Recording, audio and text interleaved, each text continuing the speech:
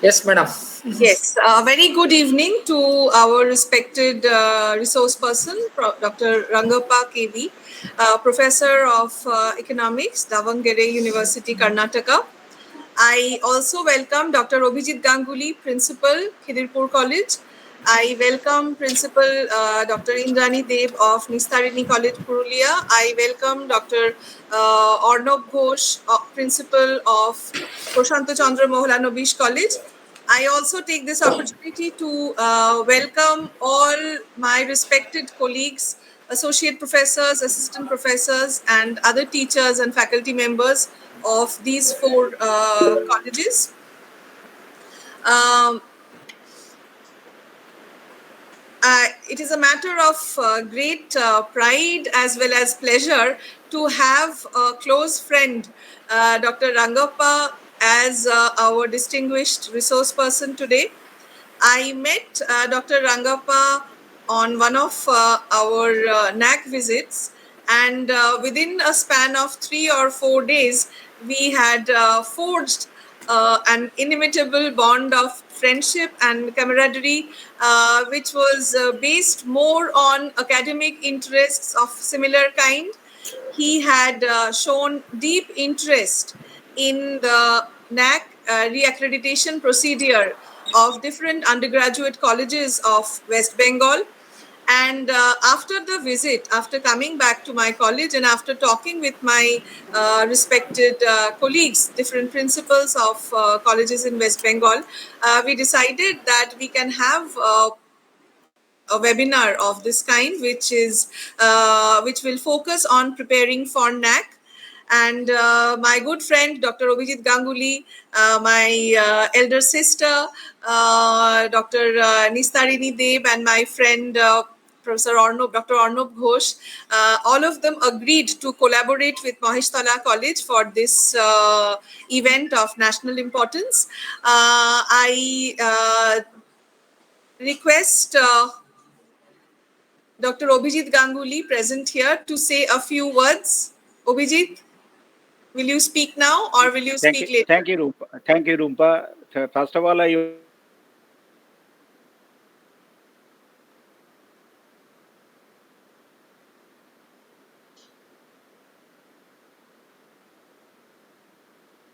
actually, we are really honored to come here today and also privileged to be prepared for our upcoming NAAC by the encouraging speech of Dr. Rangappa KB, Professor of Economics, Davangere University, State of Karnataka, which has been which would be delivered here. Thank you, Dr. Rangappa, for coming here once again. Thank you. Thank you, sir. Thank you, sir. Thank you. Carry on, please. Thank you, Abhijit. I now welcome Dr. Indrani Deb, Principal of Nistarini College, who has come huffing and puffing from a convocation she has just about attended, to be in time to welcome Dr. Rangappa, sir. Indrani Di, it's now over to you. So happy that you are here. I am myself happy to be here, and I am I'm heartily thankful that I could be here at least a little bit on time. And thank you, Rumpa, for organizing this webinar for all of us. And my deepest regards also to Dr. Arnab Ghosh, Principal, Prasanta Chandra Mahalanobis College, and Dr. Abhijit Ganguly, Principal of Kidderpore College. And I also welcome our honored resource person, Dr. Rangappa, to this webinar. And we are avidly waiting to listen to you because we ourselves, our college, Nistarini College, is going in for NAAC this year. We've already completed the DVV process and we are now going in for the PTV. So we would also like to hear you on this subject. And what I will just, in very few words, I will just chalk out a few things that have troubled me, and I think it will come into use for all of you. NAAC, the main point of NAAC, as I have perceived it, is that it is an outcome-based evaluation. Everything is evaluated on the outcome. Now, how we are going to project that outcome, that is what we have to do. NAAC evaluates us on 4 parameters, 4 main parameters. One is teaching and learning, and evaluation and everything connected with it. Secondly, it evaluates us on how much we are preparing our students for the job market. Thirdly, it evaluates us on our extension activities. That means how far we are preparing our students to be good citizens. And fourthly, on the extracurricular activities of the college. That is how I have seen the evaluation process. Now, there are 7 parameters for this, 7 criteria. But the main thrust is on these 4 aspects and the outcome of these aspects, how we are doing on these parameters. To me, what is the most problematic is the DVV process. Because if you ask me to be evaluated by a third party who knows nothing about college affairs, that is actually not acceptable to many of us. And when you ask them about certain things, they are unable to reply. And on another point, that is the SOPs that are made for us, that means the documents that we have to prepare for the DVV process, all the documents are not mentioned in the SOP. That is why the DVV process continuously goes on asking for documents that have not been required before. That is a big problem. And another problem is that their queries we have to, of course, answer. That is no point. But our queries, we have nobody to ask. That is a big problem in the NAAC process. And for us, and for many of us who are going to NAAC this year, they have no consideration for COVID. The 2 years of COVID are evaluated on the same parameters as on the other years and the same documents, which is a very problematic thing for all of us, because we all know that external activities, physical activities had not been held during the COVID period. So these are some of the problems that we have faced. And the PTV, I think that is, many colleges may disagree with me, but actually I prefer that academics will come and visit the college and look at the documents and see what the college is all about, rather than uploading thousands and thousands and thousands of materials for the computer to look at. Nobody sees them. So these are some of the problems that we have faced. And I know that I am starting on a note that is not very positive, but I would certainly, seminars like this, webinars like this, discussions like this, we would like discussions to address these points. But of course, NAAC is now not an option. We have to go in for NAAC. So we would like to listen to Dr. Rangappa and learn from him on these aspects. And thank you again, Rumpa, for organizing this webinar for us. Thank you. Thank you, Dr. Indrani Dev, Principal, Nistarini College. I can understand what you must be going through, thousands of thoughts and apprehensions clouding your mind. But Indranidhi, I see you as a winner.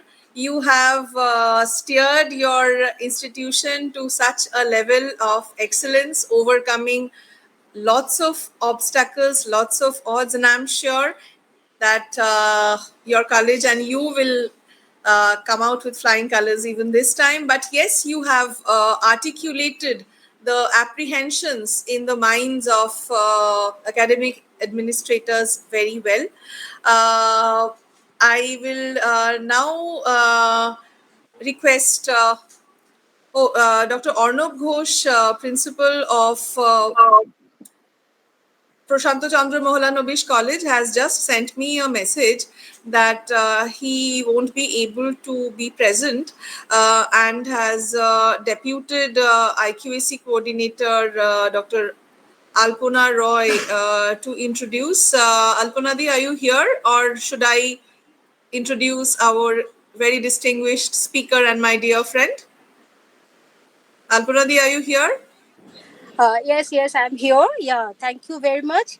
But hello, yeah, Yes, can please. you hear me? Yeah. Yes. Basically, the problem, some phone has come.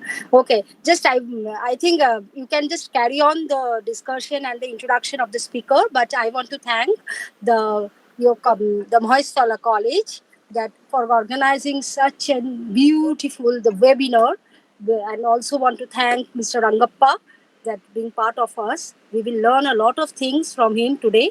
And thank you very much. You just go on because we are going to the DPI for some work. So sir has some work. So thank you very much. Thank you so much. Yeah. Thank you, Alponadi. I can see that you are traveling, and going to the DPI is indeed a very tough task. So, without further ado, I will just take this opportunity to introduce our speaker for this evening, Dr. Rangappa KB.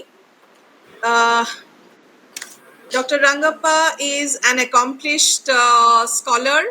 He has been teaching in Davangere University for 28 years. Till date, 8 of his scholars have been awarded PhDs, 6 have been awarded MPhils. He has published more than 50 articles. He has been a resource person in refresher courses and research methodology courses, no less than 25. Like today's session, he has been invited to talk in different seminars and conferences, in as many as 50 such conferences.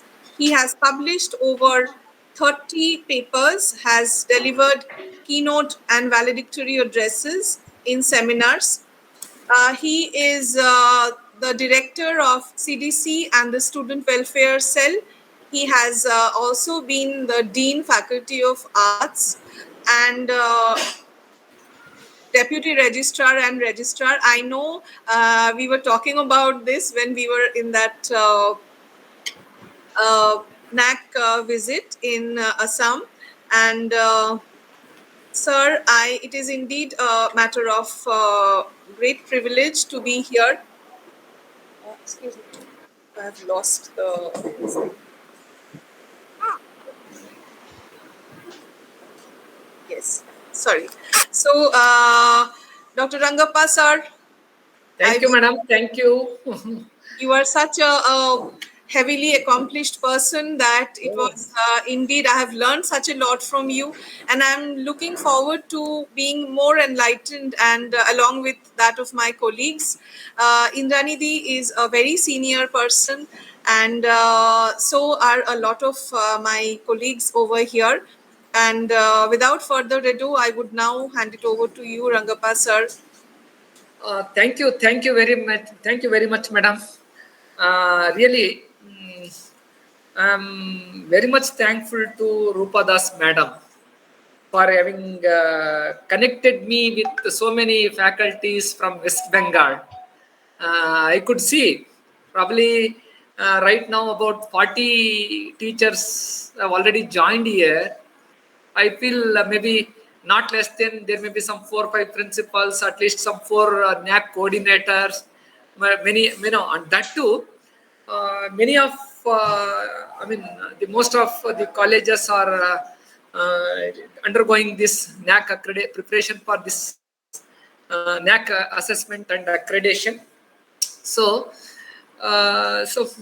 now I feel that, most of the principals and NAAC coordinators who fully involved in preparing for NAAC assessment and accreditation, I feel I am a bit different. I feel different in the sense, in fact, I am a professor of economics working in a university. Of course, our university has also undergone NAAC assessment. I was also involved in preparing for the NAAC, but not as directly as you. All the NAAC coordinators and principals are closely involved in preparing for it. But actually, even Rupadas madam has shouldered a very great responsibility. I have to shoulder great responsibility as mentioned by this Rupadas madam. And for me also, myself and Rupadas madam, when we were together in Borola College, Assam, we really enjoyed discussing about all this NAAC preparation and also the problems involved in it. And also, quite a lot of time we spend time in discussing the NAAC preparation from the perspective of a principal or a NAAC coordinator, and also the assessment and accreditation from the perspective of this peer committee members. As a how do we look at the things from the point of peer team? So in this respect, out of our discussion, I think maybe our discussion probably motivated our Rupadas madam to initiate this particular webinar, to have discussion with all of you, particularly about preparing for the NAAC. So in this discussion, my approach is, I am really sorry to say that probably I may not be as good as many of the principals here and also NAAC coordinator with respect to preparing SSR and also in uploading, in understanding the SOPs relating to this uploading SSR and other things, preparation of SSR and uploading of this SSR. But I have an experience of working for this NAAC assessment and accreditation as a peer team member. I involved in assessment and accreditation of some 6 to 7 colleges. Out of this, I gained some insights regarding this assessment and accreditation. And I would like to, even one more thing that I wish to mention here is that, as Rupadas madam mentioned, it is a bit a heterogeneous group. Though it is around 45 members are participated here. Out of this 45, some few IQAC coordinator principals are very good in preparing these things. But at the same time, there are some faculties who may be new. And also madam mentioned that there are some new colleges who are yet to start for going to NAAC assessment and accreditation. Looking at this thing, I planned my presentation in this way. I am going to take some very few minutes, maybe not less than some 10 to 15 minutes to explain about this assessment and accreditation process. Later on, I am going to give little more focus on this qualitative matrix. Particularly with regard to this qualitative matrix, my focus will be more on, particularly while preparing a qualitative matrix. Even if you consider each and every qualitative matrix, you can find that each and every qualitative matrix, it has its own ideals behind that matrix. You can find an ideal behind each qualitative matrix, and and also and I have also gained some idea how this higher education institution, particularly the colleges, how themselves try to present themselves, or how they are preparing and writing their information relating to their college pertaining to each and every qualitative matrix, and what factors could motivate or what factors could impress the peer team members to appreciate your preparation with respect to each of these qualitative metrics. So this is what my presentation plan is. So maybe 1/4 of presentation will be on the process, and 3/4 of my presentation will be on qualitative metrics, particularly to discuss about these qualitative metrics from the perspective of how the colleges look at these parameters from their perspective, and how the what are the expectations from the NAAC peer team. So looking at this thing, let me directly go for, madam, I want to make presentation. I mean, let me share my screen here. Yeah. One thing. Yes, please. One second, madam. Just let me share this.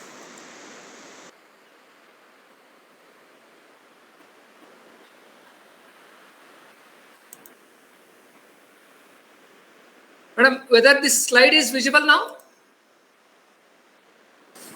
Yes, sir. Yeah, is it visible? Right. Then, yeah. Yeah, my presentation is on preparing for NAAC assessment and accreditation with special emphasis on qualitative metrics. You know, I think most of you are all familiar with this revised assessment and accreditation framework. As all of you know, since July 2017, there is paradigm shift in this process. This paradigm shift is from earlier this assessment and accreditation was focused more on qualitative things, but now it has shifted from qualitative to data-based quantitative indicators evaluation. So now the evaluation is focusing more on analyzing your data and which are quantitative in nature. Now it is, and this, you know, earlier there was a lot of qualitative component with respect to peer team. Now the peer judgment the peer judgment has to go with increased objectivity and transparency, because most of the things are quantitative in nature. There will be no question of subjectivity here. And in this new framework, there is a lot of emphasis on extensive use of ICT technology, because here in the, as all of you know, this NAAC has introduced a component of system generated scores. Now only thing is you are providing the data in the data templates, and based on the data that you have provided through the templates, particularly with respect to quantitative metrics, the system itself will generate the score for the higher education institutions. In addition to this quantitative metrics, of course, we have also the some component of qualitative analysis, because we are all dealing with the higher education institutions. There may be many things which we are not able to capture through the quantitative components. For that purpose, there is also the component of peer judgment, for which 30%, about 30% weightage is assigned. And in this new framework, there is also a component of third-party evaluation. As one of the principals, Principal Madam Indrani, they rightly pointed out. Madam is in the she is in the DVV process. She knows how difficult it is to face the DVV process. That third-party, whatever information you are provided through your SSR and while uploading your data, whatever the data you have provided, that third party will interact with the colleges. How difficult, only principals and the NAAC coordinators could understand how difficult it is to fulfill the expectations of this third party evaluation, particularly when in the process of giving the required data to this third party. And of course, here in this after this DVB process, we have also called in this new things, this NAAC has introduced the concept of pre-qualifier, pre-qualifier component, in the sense that through this DVB process, after data verification and validation, system will automatically generate the score for that. Any college which scores at least 30% of the required score, they are going to be eligible for peer team visit. So these are some of the most important things. As all of you know, in this process we have both qualitative matrix and quantitative matrix for which you have to provide the data. Rangappa sir, can I please interrupt for a moment? Yes, madam, please. Yes, actually, we can only see your screen, the first slide on the screen, and could you just make it full screen, because otherwise we Now, can't. is it not visible, madam? I mean, slides are not visible now. Only the first slide is visible, sir. No, actually, I'm moving it. What should I do now? Could you just make it full screen, sir? Yeah, I have made it actually. Full screen, I have made it actually. Yeah, I've made it full screen only. Yes, we can now see slide number 5, but slide number 2, 3, 4 we have not seen. Yeah. If you could just make it slideshow, sir. Yeah, I have shown it, madam. I have shown. I mean, kindly click slideshow. Yeah, I have made it slideshow. F5. Yeah, I now made it. Now I am in 4th slide. Sir, we can see slide number 3. Process of A and A in the revised. Yeah. It is third process. It is slide number 3 only now. Now I'm in slide number 3. Okay. Yeah, of course. This slide is, of course, as prepared by one of the NAAC advisor. In fact, it very beautifully. If you could make it slideshow, sir, then the entire screen, full screen, will be visible. Otherwise, yeah. I made. I am not there, sir. Sir, second. just if you move to the upper part of your screen, beside animations, you have the slideshow option. Okay, once again, I will do it once again. Let me see. I did it actually. Okay, let us see. But maybe now we have become slaves of technology and. Yeah, slide share. Yeah, I will show the slide share window. Yes, sir. This one, share. Yes. And for this, actually, I am making it slideshow. Yes, sir. I'm giving the option of slideshow. Yeah, this I've given. I think it is not visible there. On the other side, it is not visible. Let me see. Madam, now is it moving? Now it is, sir, we can see slide number 3. Yeah, I'm actually moving just to test it. Is it not moving now? We are still in slide number 3. Rumpa, can I just interject? Yes, please. Actually, what happens is this happens in many computers when the software is not compatible. So he can manually go to each slide one by one, because often this doesn't happen. Okay, the slideshow won't happen. So he can go to each slide one by one manually. So if he can show us the second slide first and then speak about it and then go to the third slide, then at least we can see it. Okay, madam. Actually, what happened, this happened to me also one day. That's why I know. 1 second, let us see. 1 second, madam. We are doing something. My scholar is, yeah.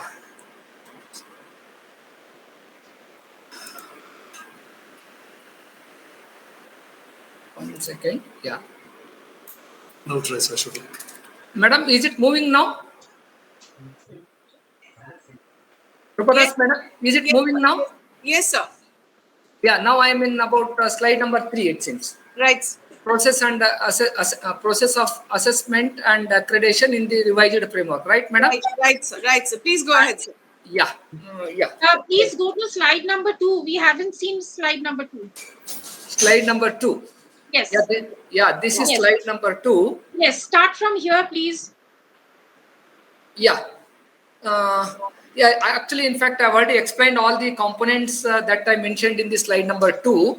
So let me go to this next slide, madam, so that I can explain here. Yeah. In fact, madam, is it in the third? Has it moved now? It is process of. Yes, it's perfectly all right. Yeah, process of A and A in the revised framework. Is it right, madam? It's clear, absolutely clear. Yeah, process of assessment and accreditation in the revised framework. Normally you start with your registration in the portal. After that, each and every college, whoever willing to go for this assessment and accreditation, initially after the completion of registration process, you are uploading your IQAC that is institutional information for quality assessment. And after the submission of this IIQA, if this IIQA is accepted, you will go for the next step. Otherwise, if there is any problem with this IIQA, if it has not accepted, again you have to repeat that process. After this acceptance of this IIQA, the college has to, any higher education institution has to prepare, you have to submit your self-study report, that is SSR. After probably, of course, in this stage, some of the colleges, you might have take exemption from some of the optional matrix, with the proper logic from your side. After submission of your SSR, it takes about 30 days. In this 30 days, after submission of your SSR, probably as mentioned, Madam has mentioned very beautifully that Madam is in the DVV process. So in between this period, between the period of this SSR, of course, each and every stage is very, very important. Before submission of IIQA, each and every college, any college for that matter, who is willing to go for this assessment and accreditation, you have to keep all the data ready, all the documents ready, because after submission of this IIQA, you will have only some about 1 month of time. Within that time period, you have to present your SSR. After submission of your SSR, in that time period, you have to fulfill the DVV process. Particularly, this is very, very critical here. In this DVV process, if you, you may present some, you may submit some data, and for each and every data that you have submitted, you have to provide the required documents to this. You have to cooperate with this NAAC in providing these documents required for this DVV process. Along with that, even that NAAC people will also conduct this student satisfaction survey with the students. You are providing in the while providing your SSR, while submitting your SSR, you are also submitting the email IDs of your student, and from that students, this NAAC paper DVV through this process, they will also collect the student satisfaction survey. And see, after this DVV process, if you are successfully completing this DVV process, definitely this system automatically it will decide whether you got eligible through this pre-qualification stage or not. If secured 30% of the marks, you will consider that you are qualified for NAAC peer team visit. Otherwise, again you have to repeat the process. So after completion of this DVV process, you have to prepare for peer team visit.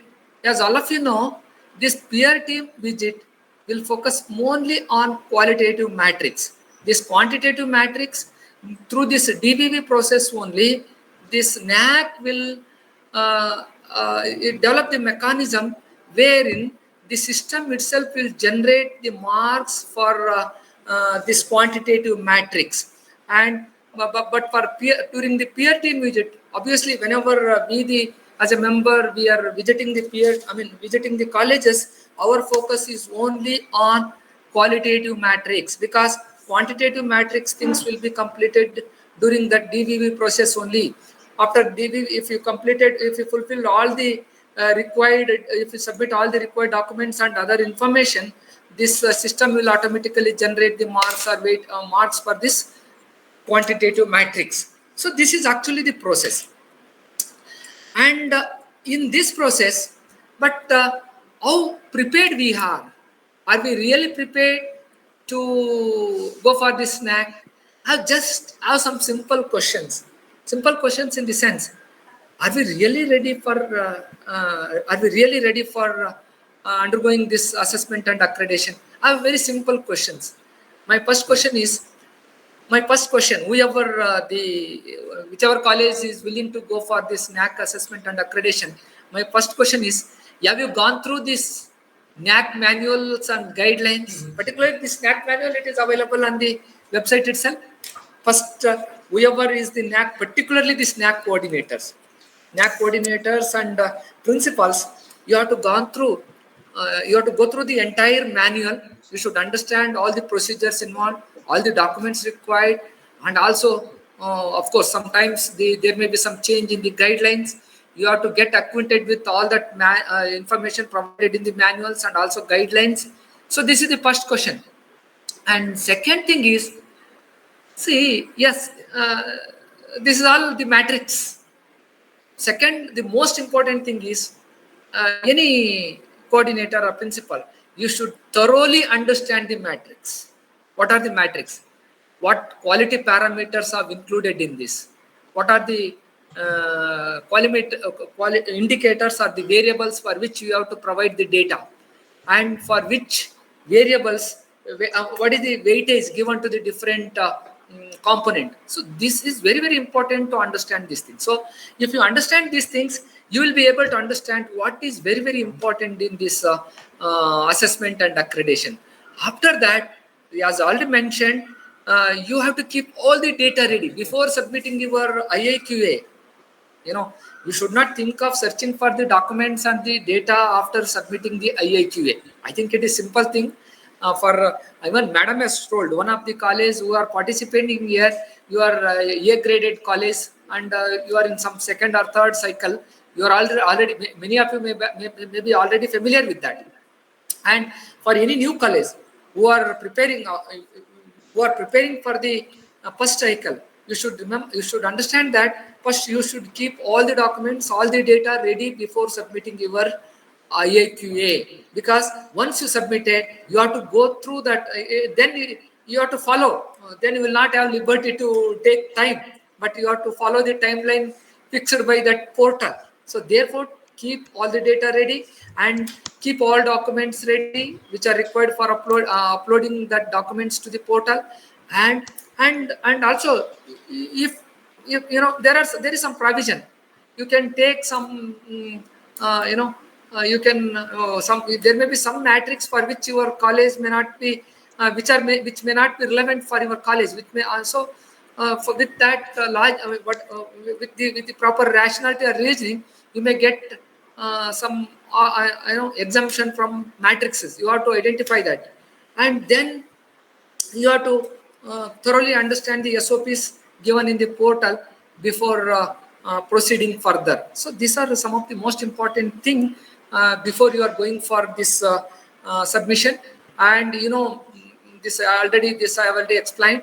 After this IAQA, we'll have some time accepted. You have to go for next thing that I already told. And I hope many of you are all maybe familiar with this distribution of matrix and key indicators across all the 7 criteria. We know that irrespective of kind of higher education institution, whether it is in university, autonomous college, or affiliated UG college or PG college, there are 7 criteria. This is common. Criteria are common. There are 7 criteria, but number of indicators are slightly different across the kind of education institution. So for universities and autonomous colleges, it is about there are about 34 key indicators, whereas for UG and PG for UG college it is 31 indicator, and for PG college it is 32 indicators, key indicators. And as far as qualitative matrix is concerned, for an university, the qualitative there are about 36 qualitative matrix, and for autonomous college it is 35 qualitative matrix. Like this, and for a UG college it is 35. There are about 35 qualitative matrix, and for similarly for a UG college there are about 58 quantitative matrix. Altogether, a college has to prepare for about 93 key indicators, including both qualitative matrix and quantitative matrix. So this is the thing. And as far as the marks weightage is concerned, of course, I have prepared this. This information is available in manuals itself. I'm not taking much of the time to explain all these things because, as I already mentioned, my focus will be more on qualitative matrix. Just you can go through this weightage. I mean, for each, for example, this curricular aspect, it has many indicators. Again, further, it has been subdivided into many indicators, and for each indicators, marks weightage are different for universities, autonomous colleges, and affiliated colleges. Please go through. I mean, any. I mean, this is most important for IQAC coordinators and principals because you have to thoroughly understand which variable is very, very important. All are important, I agree, but for which variable weightage is given more? So for which you have to focus to prepare your strategy, you have to go through these distribution of weightage across the three key indicators that you can go through that, and I can share this slides with all of you. I mean, I will share this thing. After understanding this distribution of weightages across the key indicators, you know that you have to undergo this DVV process. As all of you know, in this DVV process, in case of any deviation or clarification, definitely that based on the templates, data provided in templates, you have to you have to upload the documents. That assessor, third party assessor, will understand, will analyze. If they find any discrepancies or deviations, definitely they will come back to you. They will ask you to submit the additional documents or some other information that they needed. And if you fulfill or if you satisfactorily answered, satisfactorily provided the documents whichever sought by this third party agency, then you will consider that you have successfully completed DVV process, and they will look into that whether the marks generated by that portal, I mean through that quantitative analysis, if your college scores about 30% of the prescribed marks, definitely they consider that you have you are qualified for the next step. Otherwise, you have to repeat the things. And so with these few basic things, I'm directly moving to, as I already told, I'm going to share some of my, particularly I'm going to share some experience, particularly with respect to the qualitative metrics. In this process, I'm going to explain very briefly about what are you take any qualitative metrics. For each qualitative matrix, there is some objective or there are some ideals. Now each qualitative matrix is expected some ideals from an institution. If you fulfill that, it means that the college is contributing a lot for the quality education. So as even principal madam rightly pointed out, Nistarini Dev madam has rightly pointed out, ultimately the purpose of this assessment and accreditation process to know how good you are in providing quality education considering the overall national goals. And in that process, each and every matrix has some purpose behind it. So first you have to understand what is the ideal behind each qualitative matrix. And yeah, obviously each and every college try to score better marks.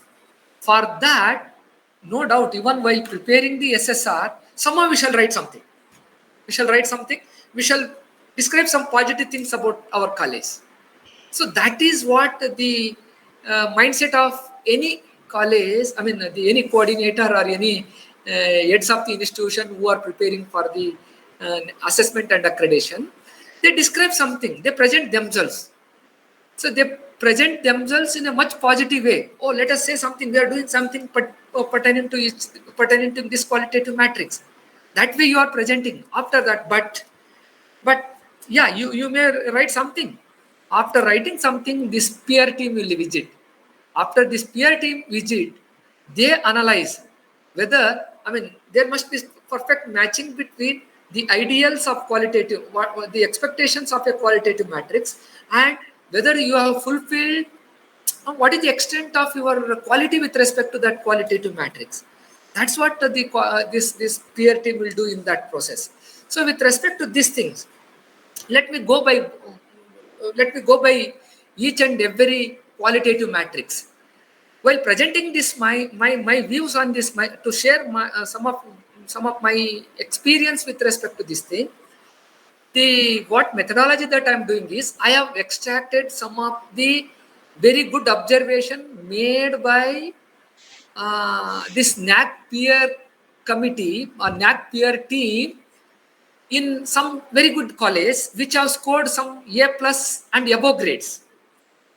In fact, I am taking some extracts from PTR, that is peer team report.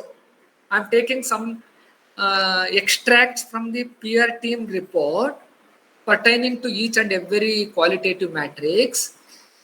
By taking that, I am going to explain how a peer team observe you, how a peer team assess you, so that if I take an extract from the peer team report which describes some things about a very good college which has secured some A plus grade, A plus or more than A plus grade, I'm taking some extract from such colleges.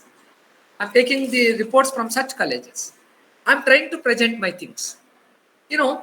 As far as this, with respect to curriculum, criterion 1, particularly with respect to whether the curriculum is relevant to the development needs of the local, national, and global needs, to fulfill the local needs, national developmental needs, and global developmental needs. Whether your curriculum is relevant? No. See, the most important ideal behind this kind of qualitative matrix is, the ideal is that we in this highly dynamic, we are living in a highly dynamic society system wherein things are changing very fast. The developmental needs are changing very fast. So our curriculum should also be so flexible. It should change according to the time and the changing requirement. So if there is a mechanism, if your college is having a mechanism, definitely peer team will appreciate your contribution to the cause of good quality education. Probably many of you may ask question, sir, we are a college, we are in a college. Actually, we have to implement the curriculum whichever our affiliated university, whatever curriculum design. I am in a university.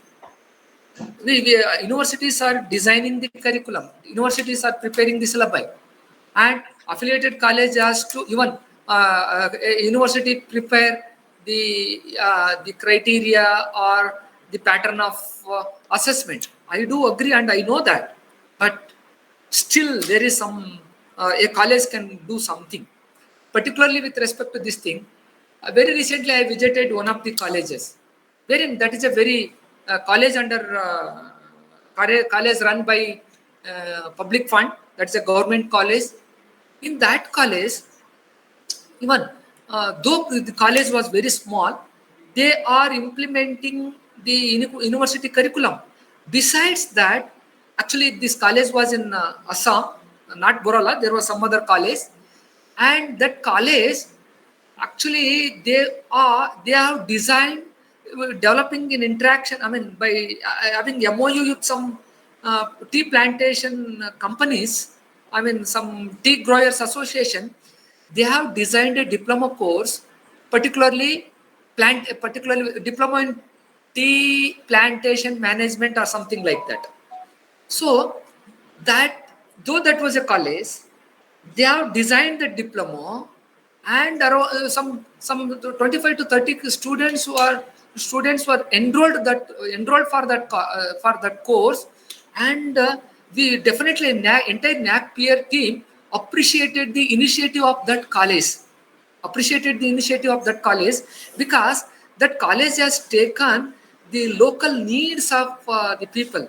It is not that course was not only generated, not only generated some very good education opportunity student, but also it fulfilled it supplied the graduates who could able to manage the tea plantation more scientifically. So that way, even in fact, that college got A plus grade.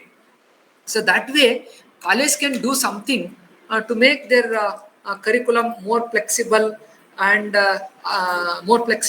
also to take care of the local needs. And this is pertaining to that 1.1.1 criteria. Let me take one more criteria. Madam, Rupadas, madam, this slide is visible now, madam? Hello, madam? Yes, yes. Yes. You know that there is one more qualitative indicator, that is institution integrates cross-cutting issues relevant to professional ethics, gender, human values, environment, and sustainability. You just look at these things. If you look at these things, these are all the values which are highly in demand for the comfortable living in the society. I mean, our students, any graduate, whether he is a engineering graduate or arts graduate or commerce graduate, anybody for that matter, people should have ethics, professional ethics, and they should have the mindset of gender equity, and people should value the values. And I mean, a well-educated person should give importance to the environmental component, and overall, sustainable development should be the overall goal of the well-educated people. For that, what your college is doing, what is the contribution of your college towards these ideal goals of the society? So for that, see, wherever I go, people used to show that, there is some compulsory paper on environment. They write that, I'm not saying that it is wrong. So we are having a separate course on environmental studies, which will take care of the sustainability. That is right. That is also right. And also there are some sociology papers which takes care of the gender issues. I do agree with that. And also there is some commerce paper, business ethics paper is there. So it takes care of the ethical. I do agree. But besides this, look at this one college which has secured A plus grade. In that college has written, I mean, they have designed a new paper called Giving Voice to the Values. Giving Voice to the Values, wherein that college has made the study of this paper as compulsory.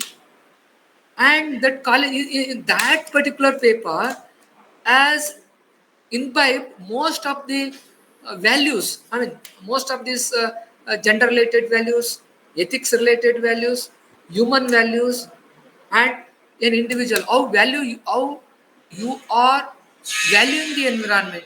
So all those components have incorporated. Of course, it is not sufficient. Merely writing that kind of things in SSR is not sufficient. But you should have proper evidence and support for that, and that should be the culture of the institution. See, thing is, sometimes what happens now, some college, I have observed, some college, somehow they write some positive things, but that positive things, it is not enough if you write some positive things about your college. Yes, but whatever you have written, that must be visible in terms of output. That, as principal madam has rightly pointed out in the very beginning. See, here the for NAAC assessment, it is not just enough if you write something. What is the outcome? Outcome is very, very important. And outcome must be visible to the NAAC peer team. That's what the very important thing is. And let me go to some more. The next criteria. Let me take something relating to this criteria number 2.2.1. I mean, it's not criteria. It is one of the QLM, qualitative metrics. Yeah, this is this is pertaining to higher education institution assess the learners levels of the learning levels of the students and organize special programs for advanced learners and slow learners. Yeah, it is one of the very interesting things. Interesting thing is it's simple. See, learning level of students obviously it vary. As all of us know, we are all the teachers here. You are also teacher. I am all the faculties who joined here. You are all teacher. I'm also a teacher.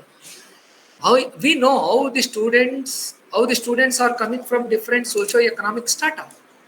You cannot expect the student to be homogeneous. They are not only heterogeneous in terms of their cultural background, but also the speed of learning, their learning capacity, they vary. Definitely, you can find differences. So, how do you address this thing? What is very important in this context is it is not just what you write is important, but what is very important is first thing is how do you identify a student as a slow learner or a slow learner or a fast learner, and mechanism must be satisfactory. Yeah, you may be using the earlier pass percentage, other things, this, that thing. You may tell many things. But, and the second thing is, yes, you have identified some group of students or fast learners, slow learners, you have identified.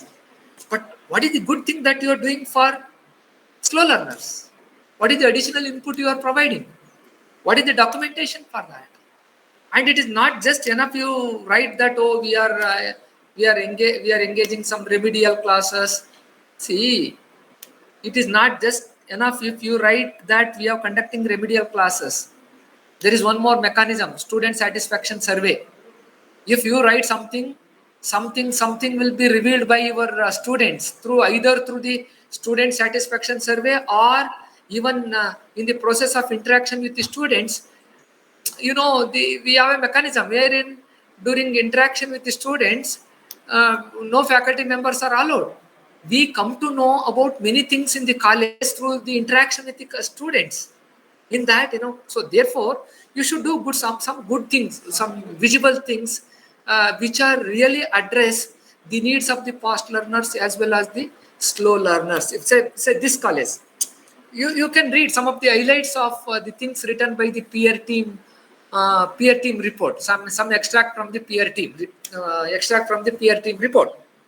Here this report has written to stimulate the higher thinking skills. They have conducted some workshops, and also they have organized some site visits, and also they assigned some research projects to past learners and interactive lectures. These are some of the initiative by a very good college. So I told it is not. If they really did it, it is clearly visible through our interaction with the students. And of course, as all of you know, that in most of the colleges, particularly from the slow learners, this language become a very good, very great. It's a barrier. In that cost, particularly this college has written for slow learners. In fact, they have make use of the language laboratory to train the students in improving their language skills. So these are some of the things that what college can do with respect to that. So, and with respect to the next thing, that is how good the college is, particularly here I have mentioned it is the criteria number 2.3.1, student centric methods such as experimental learning, participative learning, problem solving methodologies. See, it is we know that it is not, education is not just teaching the theory. It is not only, we should have diversified teaching method, teaching pedagogy and teaching methodology. So we have to create a system wherein the institution provide an opportunity for participative learning, and Actually nowadays people comment on the educated people because most of the educateds are not having the problem solving abilities. So taking all these things, an education institution should inculcate the problem solving ability of the students who get graduated from that institution. So for that, this college has written, this experiential learning through, we are providing some projects. I mean, this, even peer team report has written. This college has effectively implemented, this college has a mechanism of training the student through the projects, exhibitions, field trips.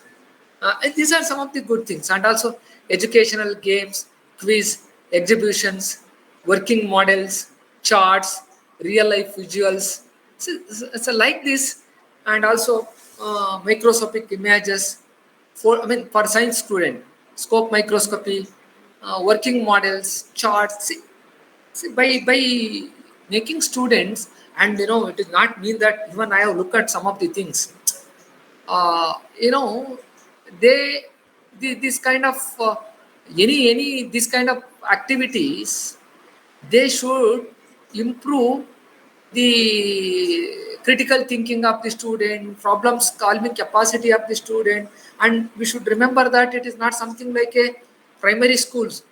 People used to say collating something by providing some activities. Whatever activity you are doing, that must contribute for enhancing the skill of the skill of the students, problem solving capacities of the student. So that's how the college can think of. College can do some good things with respect to those things.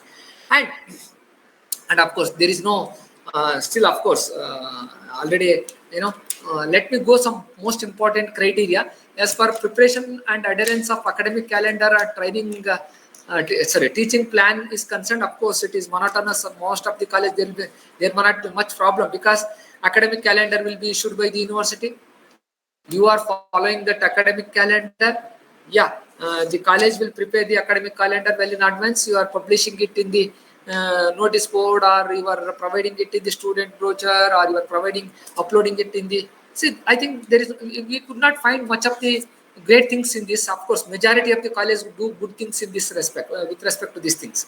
I mean, there are certain criteria. Even as a, I have an experience. I mean, as I told, I could guess that, and there are some of the variables wherein most of the colleges are doing some good. Most of the colleges are doing good things.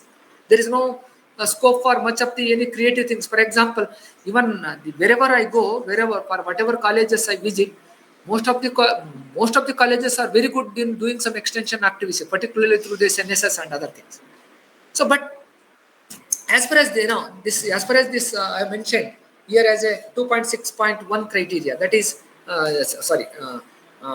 this qualitative metrics called 2.6.1, which deals with program and course outcomes for all the programs.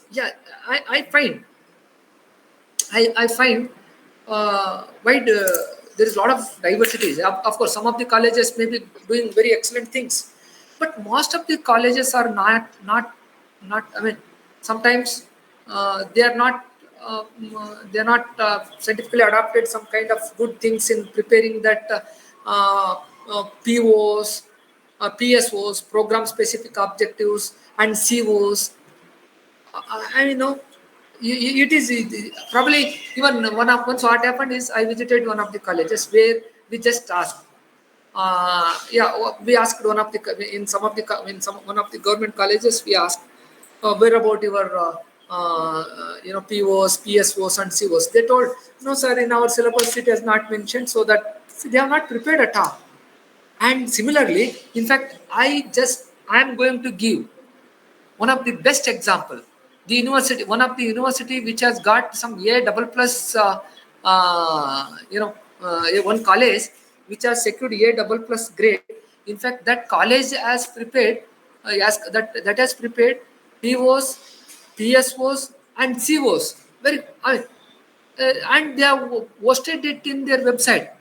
let me show it in. I just have I have example of that particular college here. So this is an extract. In fact,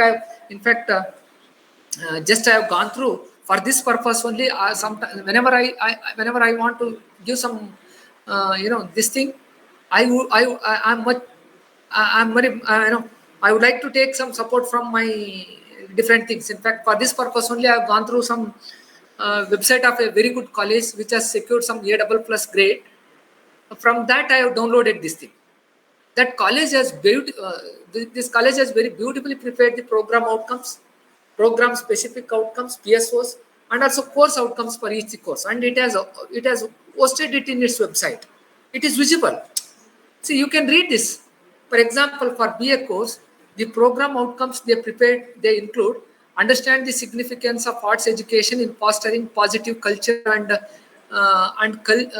climate in society and in enabling character formation. Secondly, program outcome 2, speak, read, write, listen clarity in person and through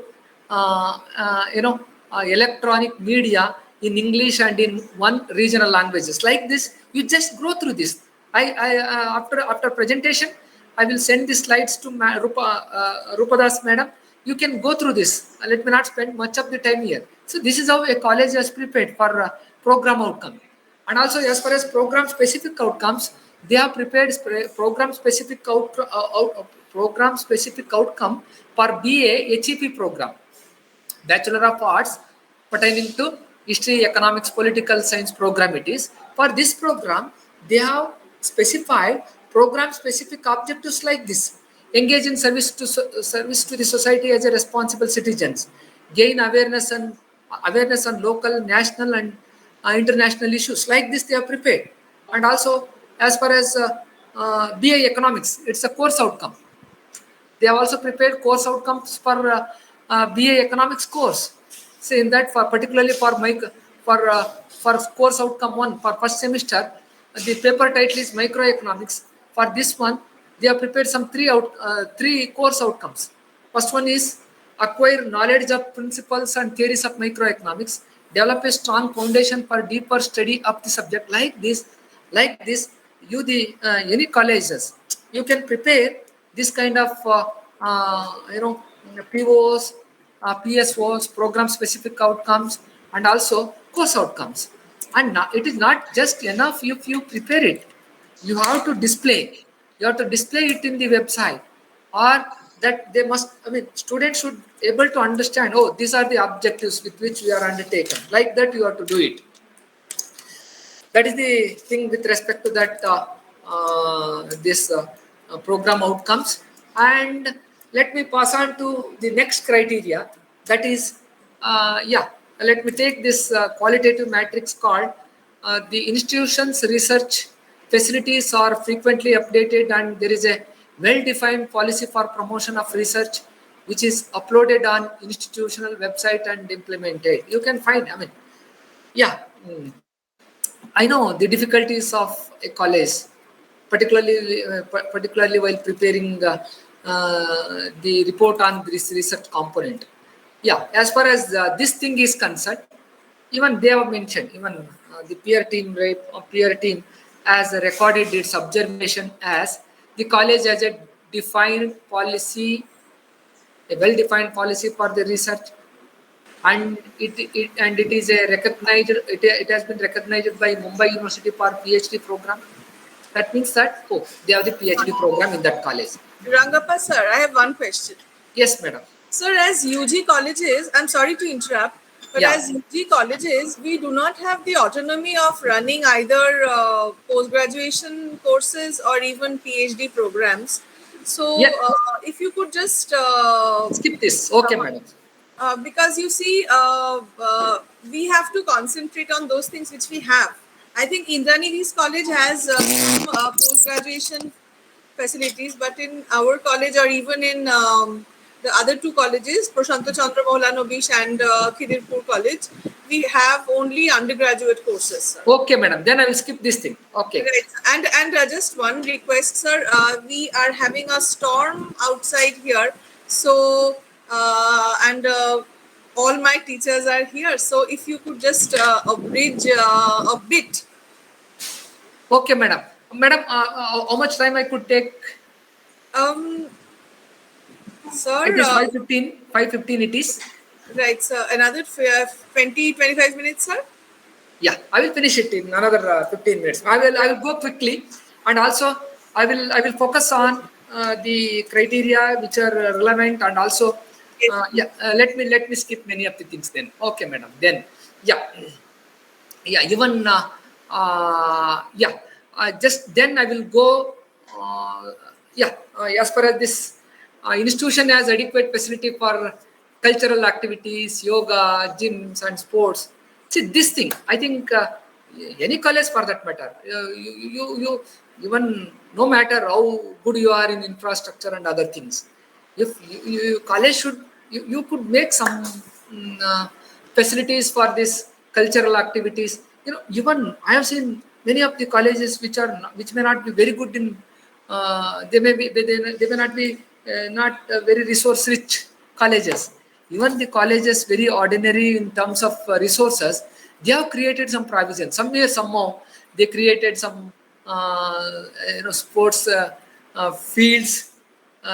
This particular college, they have taken indoor sports, gymnasium, and also then I think if I take an example of very good college where they have all good facility, probability may not adequate for you. Let us skip this thing also. Let me go to some of the next qualitative matrix where you can do better. And this is the 4.3.1. This is pertaining to institution as an IT policy covering Wi-Fi, cyber security, etc., and all allocated budget for upgrading. Yeah, IT facility. As far as this IT facility, I want to share some of the good observations based on this thing. No doubt, even if I go to small colleges, people used to write that, oh, we have so many, LCD projectors, we have so many classrooms with LCD, I mean, with ICT facilities and all. We have internet facility with the bandwidth of the so much of things. So we have internet speed is so much. Like, yeah, you are all having that thing, but it's not just enough. If you write that you have ICT facilities, but thing is, most important things is one interesting thing happened in one of the colleges. Really, it was very good in having this infrastructure facility, particularly Wi-Fi. They have cyber security, all these things. IT facility, they have very good IT facility, but they have many they have CCTVs, and also they have LCD projector. But thing is, in the student satisfaction survey, many of the students have written stating that, oh, teachers have to use the ICT facility, students have to present the lectures in the lectures still in the suggestion box. Many of the students have written that, oh, teachers have to use the ICT information technology to teach. So it means that they have the facility, but teachers are not using it. See, that should not happen. Even if many of the, though you have the, you may be having many of the LCD projectors and these things. If it is not just enough if you have the facility, but college, I mean, the teachers must make it a point or make it a culture that they should make that PowerPoint presentations of their these lectures, so that even students will give satisfied perception, satisfied version with respect to that kind of variables, so that even there must be parity between what you are presenting in the SSR and what the students are telling in the what students are writing through this their student satisfaction survey. And quite interestingly, in one of the colleges where I visited, many students have reported that, oh, there should be adequate drinking water facility. If I visit there, we can find there were many aquaguards installed. For our surprise, most of that aquaguards were new in the brand. very looking at the things that, oh, these aquaguards are purchased very afresh. They are new. Before some few months, while submitting that SSR, while few months back, the students have, I mean, probably that students might not have adequate drinking water facility. Very recently, they have installed it. So that kind of things you should try to avoid. So you may install drinking water facility by the time that NAAC peer team visit your college. But you do it, if you do it, very looking at the things we can show, you can see that, oh, earlier, yeah, they did it just to impress the NAAC peer team, like that. That kind of thing should not happen. It is what I observed in my through my experience, and even many other things, particularly as far as this what is that solid waste management and other things. People used to write, we have the mechanism of having segregating the solid waste, like that, and we have the separate bins. But unfortunately, looking at the things, we can say that, oh, very recently these bins have been purchased. I mean, so we should make these kind of things very well in advance, so that we could be consistent in our presentations. And next, as far as this, let me pass on to the next slide. Still, there are many other good things to share with all of you. Presentation of active student council. This thing. Presence of an active student council. A representation of the students and the academics. Of course, this every college can do it. There is no problem in doing it. Even it doesn't cost you anything. Particularly this, student. You should have student representatives in everything. Here this college has written. Your peer team has written something about this thing. Student council comprises of general secretary, treasurer, along with one representative of each from degree course, sports, cultural secretary. See, like this, you should show that there is some democratic system in the college, wherein in the policy decision of the colleges, you should prove that you have given adequate representations to the students in your policy decision, and also in carrying out your academic activities, sports and cultural activities. You should ensure that students are actively participated. So that is what you can do in that things. And another most important thing, as far as alumni association is concerned. So as we have observed, the very good thing, even in one of the last year I visited one college, wherein the entire committee was impressed by a very great extent through the participation of their alumni association. In fact, that association was not registered, but though it was not registered, there were some very good alumni working across the country and also abroad also. I mean, there were some students who were working from outside the country also. In fact, they joined through online. And not only that, it is not, I know the difficulties of a government college. I am also working in a public university. It is sometimes I know how difficult it is to mobilize the funds through this alumni association. But yes, we may not able to generate more of the funds, but at least we can, if we develop a good rapport, we could at least we can make them to involve in the development process of the college. At least they can participate and they can guide their junior students. That way, you should make some effort in this thing. Of course, let me not take the example of this. This is a private college.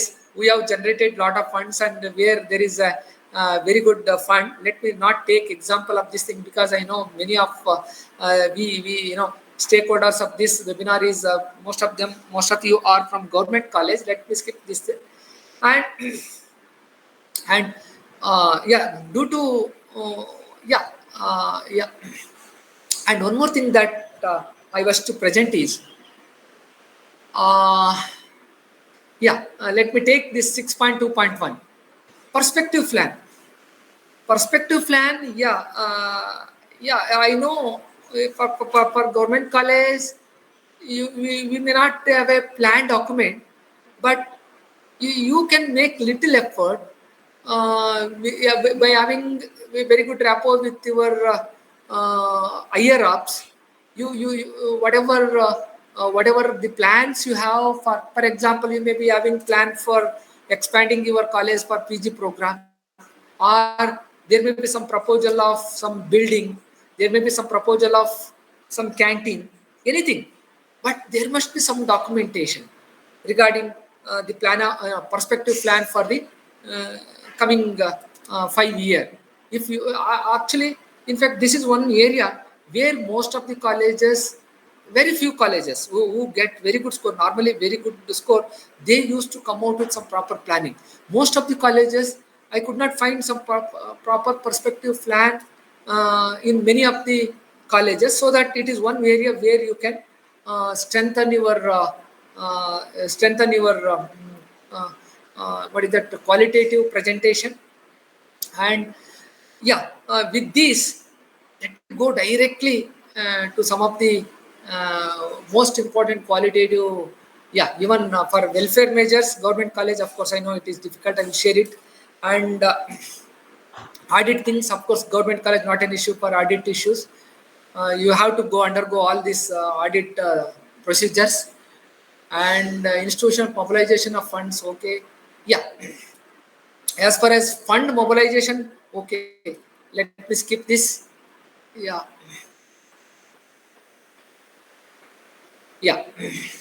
institution reviews the technical learning process. Let me go directly to the last criterions.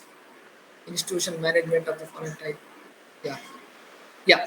Some best practices.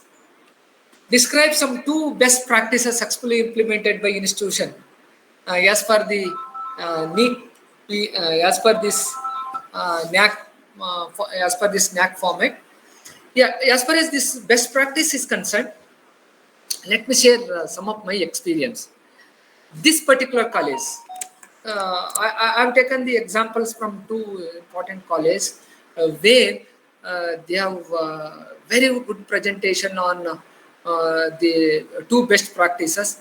As far as these 2 best practices is concerned, this college, which has secured some A+ grade, so it has implemented 2 best practices. One is on social involvement program, and also academic enrichment beyond the classroom. These are the 2 best practices. Through these 2 best practices, what they did was, see, first thing is they actively involved the students in terms of social issues. They motivated the students to actively involved in addressing the social issues, and also to integrate themselves, to participate themselves in understanding society, in understanding the social issues, so that parties actively participated in addressing the social issues. That was one thing. And more than that, let me take one more very, very important this thing which all other colleges can do. It is one of the government college, which really impressed all the peer team members. In fact, they have written the best practice on eco-friendly green campus. What that college was done, what very, very good important things that college done was, in fact, that was a very drought-prone area. Within that drought-prone area, in fact, they have undertaken one thing. Excuse me, ಒಂದು lecture ಇದ್ದಾರೆ 2 ನಿಮಿಷ ಮಾತಾಡ್ತಾರೆ. They have plantation in drought-prone area, and they conserve. They have taken all initiative for the conservation of energy. They have installed solar plants, and they have installed solar plant. The solar water heaters, rainwater harvesting system, drip irrigation system for watering the plants in their campus, and recycling of wastewater with STP plants, and also they have taken some initiative for the chemical waste treatment plant they have installed. More than that, in fact, they have they have developed a well-maintained cactus garden. It was very drought-prone area.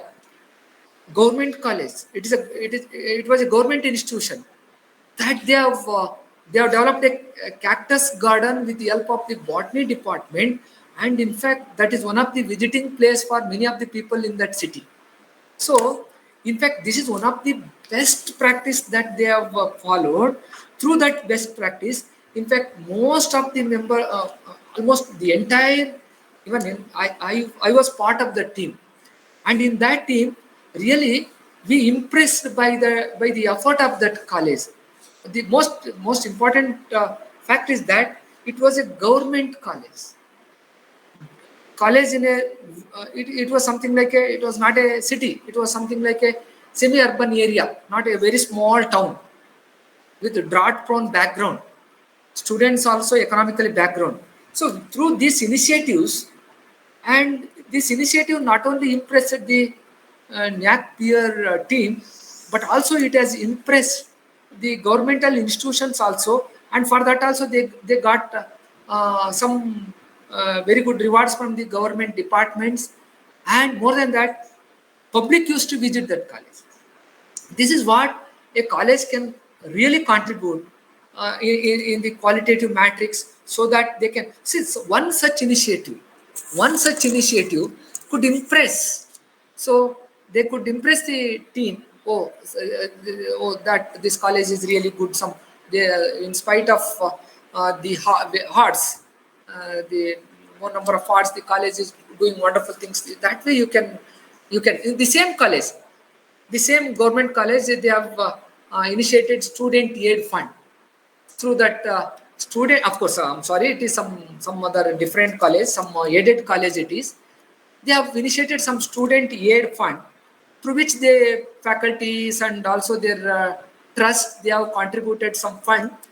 Through that fund, they have developed a culture of helping the poorest of the poor student. The college has a mechanism. They have some committee for that. Every year, they used to identify the student with lot of economic difficulties. Identifying such difficulties, college used to finance their tuition fees and other things. So though that is an aided college, they have all the records of their contribution. Since some last some 10 in the span of some 8 to 7 years, they have helped about 639 students with the total outlay of 16.69 lakhs. This is what they can't. And in fact, the entire team, we had an interaction with the students who have benefited from that student aid fund. So that were some of the kind of good practice through which the can have good impression that this college is working for the cause of the poor student, or the poor student. I mean, they are working for the societal cause. They are addressing the social issues. They take care of the poor people who are in the poverty. Who are in the problem of poverty, like that. And see, one more, the last thing that I wish to explain is about this private college. As this one of the college which has we used to say distinctiveness of an institution. We have to write some distinctiveness. I know it is difficult for a government college, but just as an input to think about, let me give one a college as initiated Xavier's Resource Center for the visually challenged students with disabilities. In fact, they have identified their distinctive area. In fact, it has identified some 110 students who were disabled. Identified some 110 disabled students. They have hostel facility for this thing, and they have provided all the support, and also they have developed some devices for the better learning outcome of the students. By doing that, the college has proved that it is for the cause of social issues. By doing that, so it is really, the college is not just providing good education, good knowledge input to the society, but also it is working for the cause of the social problems. It is working for the cause of not only for the cause of education, but also working in the society, and working for the society. It is working for the overall development of the society and the nation. So with that, through that way, we can impress upon, you can show, you can prove that, oh, the college is really a college with some good ideals, good principles, the good and so through that you can do good, not only doing good to the society, but also you could have a good impression from your NAAC peer team, and you could also, you could become deserve, you yourself can become a deserving institute for a better grade. With this, if you have any questions, I will let us have discussion about the different aspect of this thing. With this, thank you. Yeah, madam, over to you, madam. If you have anything for discussion, we shall have discussion about these issues, madam. Sir, I thank you from the bottom of my heart for this brilliant presentation. You have touched upon those areas where very less number of people actually highlight. These are those areas where actually an institution can recover even if they are going ahead with their usual course of NAAC accreditation policy. But these are certainly those areas where there is still scope for improvement. I thank you on behalf of all the colleges. Now the forum is open for discussion. Any questions, comments? Good afternoon, madam. Yes, please. Yes, sir. I am Dr. Nandudulal Sanigrahi, IQAC coordinator, Nistarini College, Purulia. Right? Hello, sir. Thank you very much, Dr. Rangappa sir, along with all the esteemed principals and the learned participants who are joining the virtual platform. Sir, may I have a very small questions? Pardon, sir? I have some very small questions. I want your tips. Yes, sir. Please go ahead, sir. Sir, we have already learned that our honorable principal has told that we have already passed the DVB process. We are eagerly waiting for our result for pre-qualification certificate. Sir, can you just give us very small and few tips so as to we can challenge the issues that to be developed in course of the PTV visit? Kindly, sir, please. I'm sorry, there's some voice break. Can you repeat your question, sir? Okay, sir. We are supposed to face peer team visit. Okay. We just want your very valuable tips how to face peer team visiting, sir. Yeah, sir. Sir, just my tips are, sir. Understand the fact that the peer team members are your peers. The most important thing is peer team members are also teachers. Okay, and don't have any hesitation in your mind. Be confident. Be confident of whatever information you have provided in your SSR, and just try to be very casual. Not means that we should not think things very casually, but at the same time we should not have any kind of apprehensions. Oh, how the peer team may be. So even you need not have that. I mean, we the teachers sometimes, even very recently, some 2 years back, even I am not only it's 2 years back I did not have any exposure as a peer team member. When I was not a peer team member, even when we were facing this NAAC peer team, we have all kind of apprehension. Oh, how to present this thing, that thing. There is something that we had a lot of apprehensions. And you see, now after getting exposure as a member of this peer team, I really feel that the college, any IQAC coordinator or principal, you need not have any kind of apprehension for that. So first thing is, you should treat that they are all your they are also the peer team members, or the member coordinator, or the your chairman, they're all from teaching faculty. Just thing is, first be thoroughly understand what is there in your SSR. Thoroughly understand what facts you have provided in your QNM, QLM, all those things. And not only, it is not just sufficient if only NAAC coordinator are getting familiar with all these things. But at the same time, all your faculty members should understand what are the things that you have provided in your SSR. All, sometimes, when as a member, while traveling, some of the faculty member will come and accompany me. Whenever faculty member came to me to escort me from airport to college, by the time I reach my place of residence, place of stay, we could able to understand something about your college from faculty who is escorting me. So that way, even I find some of the, sometimes what happened, one of the, some faculties who are joined us to escort, sometimes if, and when we visit, we go through the SSR. Sometimes we scan through your website. Any faculty member, if I ask some questions and some clarification from your faculty, if he is not familiar with, he may not provide the right information. So therefore, I request, it is not just the duties of the NAAC coordinator or the principal. Yes, sir. Yes, sir. It is not just the duty. Getting good grade is not the responsibility of the NAAC coordinator. It is the joint responsibility of each and every faculty members of your college.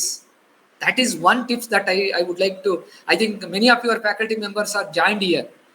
So therefore, all the faculty members should go through your SSR. They should understand. After all, what is this SSR? It is self-study report. See, self-study report, you are preparing it to show it to the others, means all your faculty members should get acquainted, get familiarity with the facts that are provided in SSR. So that is some most important things that I would like to provide this thing. So, and if you ask any specific question, I could give you some more tips. Yes, Dr. Rangappa, can I ask you? Sir, thank you. Yes, madam. I just want to ask you something. You said that all the faculty members should be acquainted with the SSR and should know what it is about. That is very good. That is absolutely fine.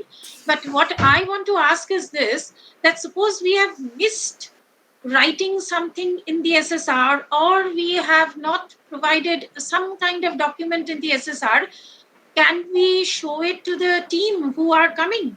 Definitely, madam. Something that is not in the SSR. Yes. Is it possible that, like for instance, our college has a very fine heritage. Yeah.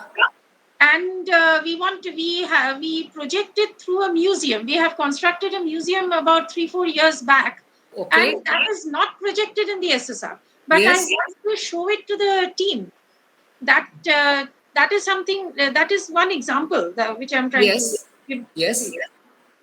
Madam, absolutely. Sometimes, many times it happens. Even we come across many such things. And when we visited, many times coordinators and principals come with some new things, new facts, which are not really recorded in SSR. In fact, in that case, you are missing the score in the DVV process.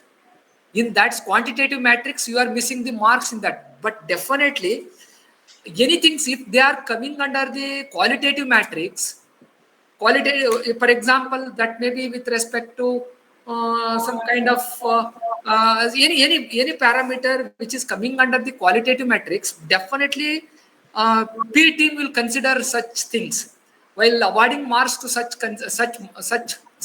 particular criteria. Definitely, the peer team will consider such good things from your college. They take it positively while awarding marks to the QNM qualitative matrix. While giving marks to the qualitative matrix, definitely it will be plus point to your college. You have to do it. You have to show the some things. It is not. See what is what is very important is how good you are in delivering education to the society, how good you are in doing research.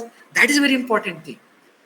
But unfortunately, in this system, if you miss some good things in the SSR while providing the data in templates, it is sure that you are missing some scoring which you really deserve. You may miss some good opportunity, but definitely it will be a plus point for your qualitative analysis, peer team analysis. It will add something to your quality. You can show it, madam. Yes, thank you. Thank you. Thank you, madam.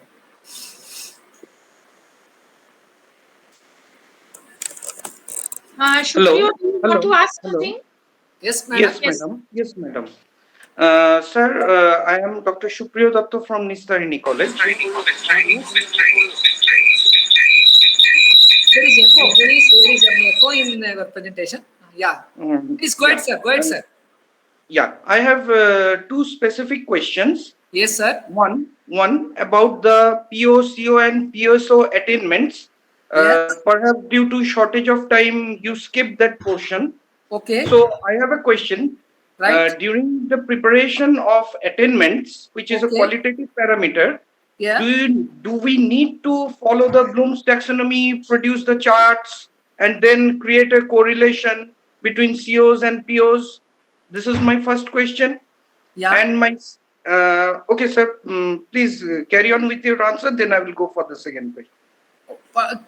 Can you? I mean, are you? I mean, can you please? Yes, sir. Yes, sir. I shall repeat. Yeah, please. Sir, regarding COPO attainments. Yeah. Attainments. Yes. Sir, do we need to produce the charts and the Bloom's taxonomy, which is usually followed to prepare the attainments?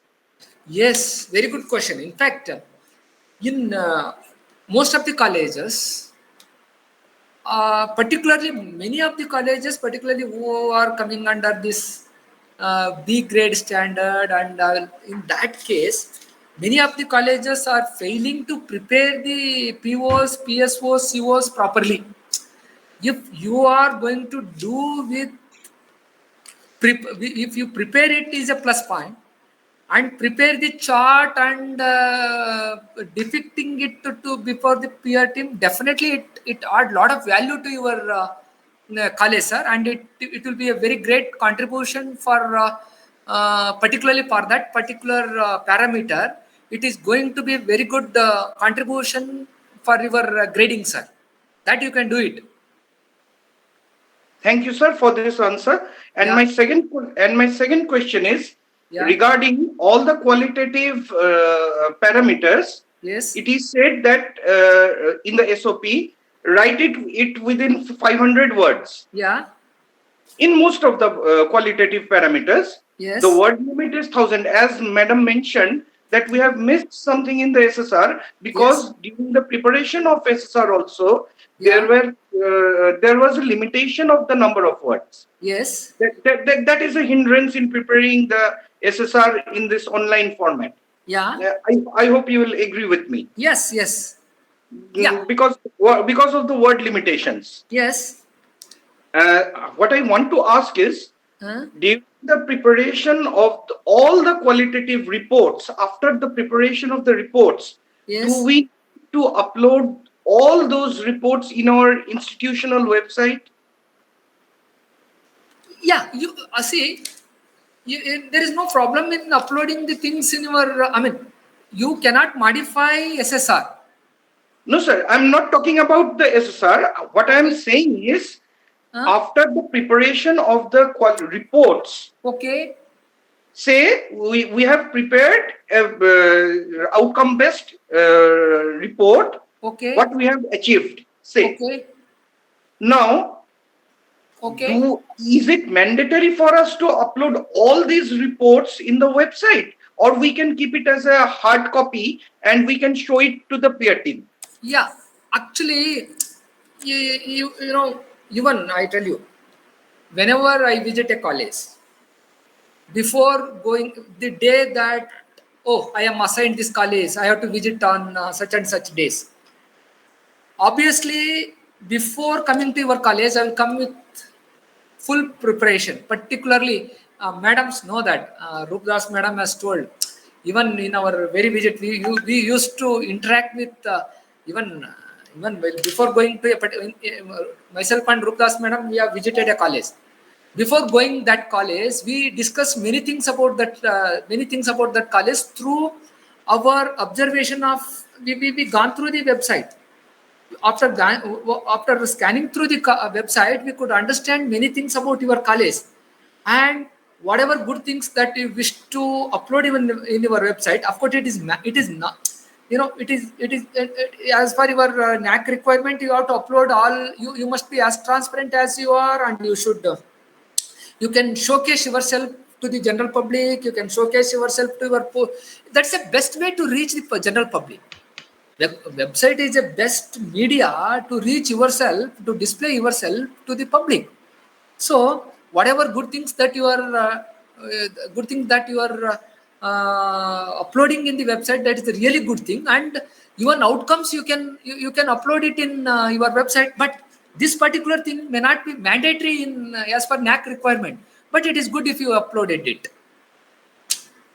Okay, thank you, sir. That's the question. That's the answer I wanted, that whether it is mandatory or not. Yeah. And thank you for the answer that it is not mandatory, but it will be good if we post it in our website. Yes, yes.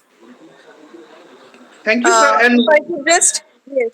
Thank you. Add to what our dear colleague just said about the website. Yes. Sometimes it so happens that we first look at the website and then we read the SSR before going for a peer team visit. And during the course of the peer team visit also, we keep telling or responding to the different colleges about what should be there on the website and how the website reflects the institution's image as a whole. So I think as an additional response to Professor Rangappa, I would rather suggest that if possible, the links or the whatever you want to showcase, it should be there on the website. Yes, sir. Thank you, madam. Thank you. Thank you, madam. Thank you, madam. So, I think with this, we have reached I don't think any other query is there. If there is any other query, I request all of you to kindly WhatsApp them or email them to me so that I can communicate them to Professor Rangappa sir. And or else if Professor Rangappa can kindly share his email, the queries might be directly addressed to him. Yeah. See, you can note down my email ID, KBR, K for Karnataka, B for Bangalore, R, Rangappa, KBR, economics@gmail.com. You can interact with me at any time. Anyhow, after all, we are all colleagues. I feel that you are all my, and I must thank Rupadas madam for having connected me with so many good teachers from some 3-4 colleges. Definitely, I will be happy to interact with you. And also, if you have any specific question, even you can discuss with me for that. Thank you, Rangappa sir. It's now over to Dr. Abhijit Ganguly for proposing the vote of thanks. Over to you, Abhijit.